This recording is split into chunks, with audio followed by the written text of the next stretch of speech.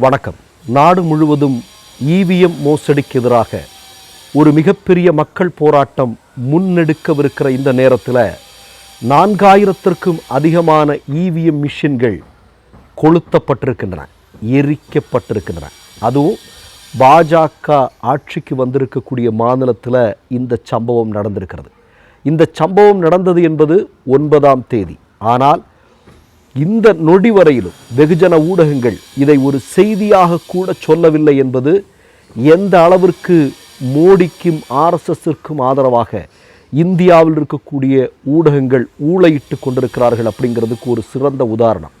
உங்களுக்கெல்லாம் நல்லா தெரியும், மேற்கு வங்கத்தில் 164வது பூத்தில் 88% அதிகமான இஸ்லாமியர்கள் இருக்கக்கூடிய பகுதியில் 95% அதிகமான வாக்குகளை பாஜக எப்படி வாங்கியிருக்கும் என்பதாக அந்த பகுதியில் இருக்கக்கூடிய மக்களே குமுறிக்கொண்டிருக்கக்கூடிய நேரத்தில், குறிப்பாக நீங்கள் பார்த்தீர்களானால் அந்த பூத்தில் சிபிஐஎம் வாங்கியிருக்கக்கூடிய அந்த கட்சி வாங்கியிருக்கக்கூடிய ஓட்டுங்கிறது 1, திரிணாமுல் காங்கிரஸ் 5.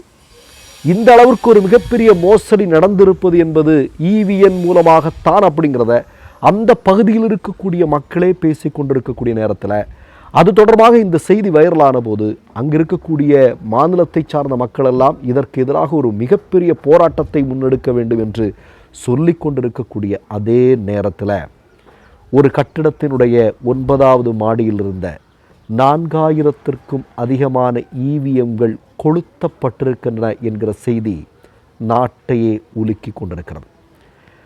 அதாவது மாவட்ட தேர்தல் அதிகாரியினுடைய கட்டுப்பாட்டில் இருக்கக்கூடிய இவிஎம்கள், டிஸ்ட்ரிக்ட் மெஜிஸ்ட்ரேட்டினுடைய கட்டுப்பாட்டில் இருக்கக்கூடிய இவிஎம்கள், கரெக்டாக இவிஎம் மட்டும் இருக்கக்கூடிய 9வது மாடியில் தீ பிடிக்குது. 4000 இவிஎம்களும் நாசமாக போகுது.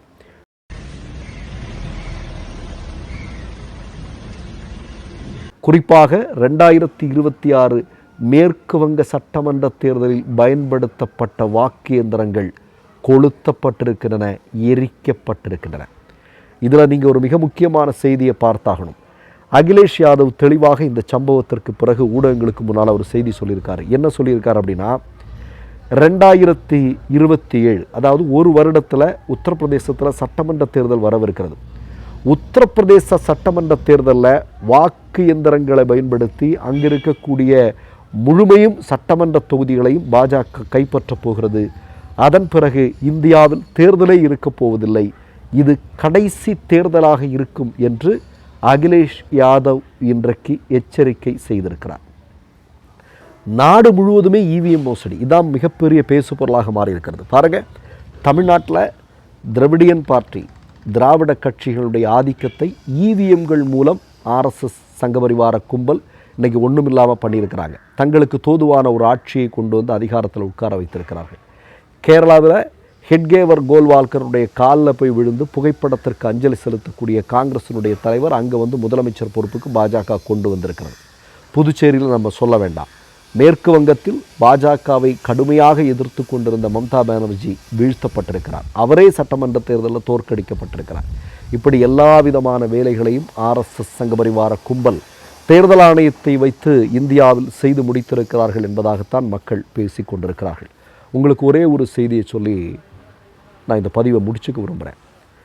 சுமார் ஒரு 6-7 வருடங்களுக்கு முன்பு டெல்லியில் சட்டமன்ற தேர்தல் முடிந்ததுமே ஆம் ஆத்மி கட்சி ஒரு மிக முக்கியமான கோரிக்கையை முன்வைத்தார்கள். விவிபேட் ஸ்லிப்போ வாக்கேந்திரங்களில் பதிவான வாக்குகளையும் முழுமையாக சரிபார்க்கணும் அப்படின்னு.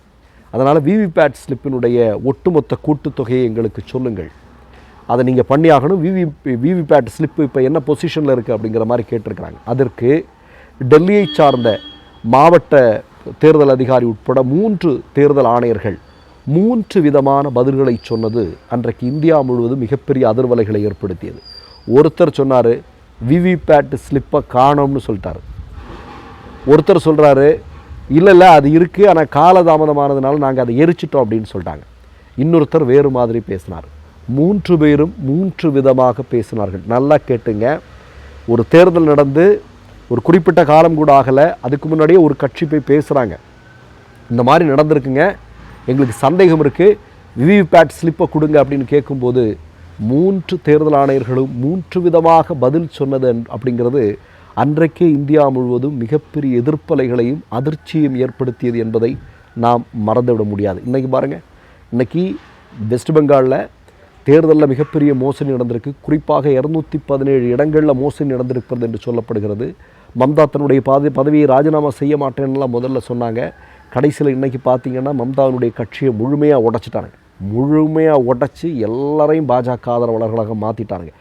எவ்வளவு பெரிய ஜனநாயக படுகொலையை செய்கிறாங்க பாருங்கள்.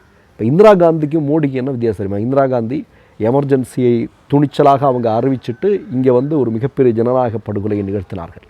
ஆனால் மோடி என்ன தெரியுமா? எமர்ஜென்சியை அறிவிக்காமலே அதற்கும் மேலான பல செயல்களை இந்தியாவில் செய்து வருகிறார் என்பதுதான் முக்கியமான செய்தி.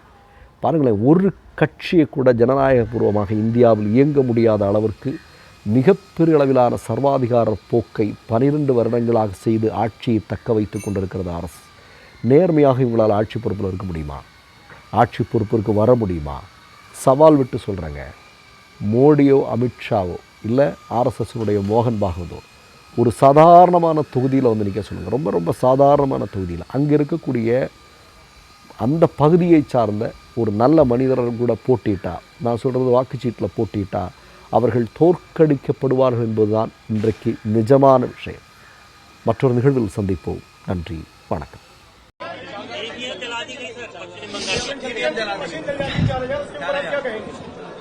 भारतीय जनता पार्टी को और इनकी सरकार में अगर जमीन खाली करानी है तो झोपड़ियों में आग लगा देते हैं।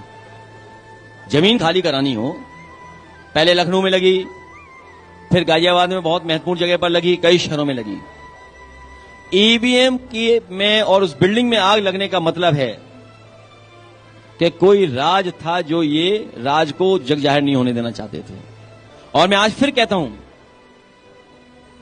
बंगाल में जो कुछ हुआ है दीदी के साथ, आज चाहे उनके सांसद उन्हें छोड़ के जा रहे हों, हम तो ये कहते हैं आपके पीछे ईडी सीबीआई इनकम टैक्स लगा दो, आपका चैनल बंद हो जाएगा। आज बताओ, आप खुद बताओ, आप खुद बताइए, आपके चैनलों के मालिकों के खिलाफ ईडी सीबीआई इनकम टैक्स लगी, बताओ मालिक बदल गए कि नहीं बदल गए? बताओ, बोलो, मालिक बदल गए कि नहीं बदल गए? सब जानते हैं। तो ये जो दीदी हारी नहीं है, दीदी को हराया गया। மை நேம் இஸ் ரெட் சேனலை சப்ஸ்கிரைப் பண்ணிக்கோங்க. அதுக்கப்புறமா பக்கத்தில் இருக்கிற ஜாயின் பட்டனை கிளிக் பண்ணீங்கன்னா ஒரு நியூ பேஜ் ஒன்று ஓப்பன் ஆகும். அதுலயும் ஜாயின் பட்டனே கிளிக் பண்ணிக்கோங்க. அதுல பாத்தீங்கன்னா credit R debit card options இருக்கு. இதுல உங்களுக்கு விசா, மாஸ்டர் கார்டு, ரிப்பே அப்படின்னு 3 ஆப்ஷன்ஸ் கொடுத்துருக்காங்க. அதுல நீங்க எந்த கார்டு சூஸ் பண்றீங்களோ அந்த கார்டோட நம்பர் என்டர் பண்ணிக்கோங்க. அப்புறமா கார்டோட வேலிடிட்டி மந்த் அண்ட் இயரை டைப் பண்ணிக்கோங்க. அடுத்தபடியா உங்க கார்டோட பின்னால சிவிசி கோடுன்னு சொல்லிட்டு 3 நம்பர்ஸ் கொடுத்துருப்பாங்க. அந்த நம்பர் இதுல என்டர் பண்ணிக்கோங்க. அப்புறமா அட்ரஸ் அண்ட் இன்ஃபர்மேஷன் என்டர் பண்ணிட்டு பைங்கிற பட்டனை கிளிக் பண்ணிக்கோங்க. ஒருவேளை உங்க கார்டு நம்பர் இன்வாலிட்னு காமிச்சிச்சுன்னா உங்க கார்டுல இன்டர்நேஷனல் யூசேஜை எனேபிள் பண்ணுங்க.